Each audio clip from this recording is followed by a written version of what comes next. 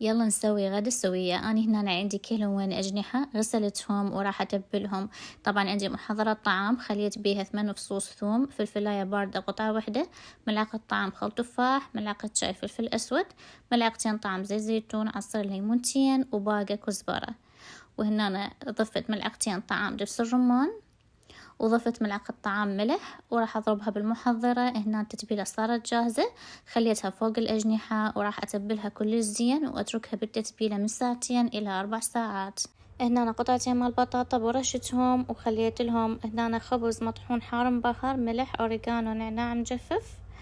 وهو تبلت البطاطا كل زين ورصيتها وخليت فوقها قطع الأجنحة. هنا أنا خليت ورق الزبد وخلينا القصدير ودخلتها للفرن. وما أسولف لكم عن المنظر وعن اللذاذة، جربولي هاي الوصفة ولا تنسون تسوون سبسكرايب للقناة، وبالعافية حبايب.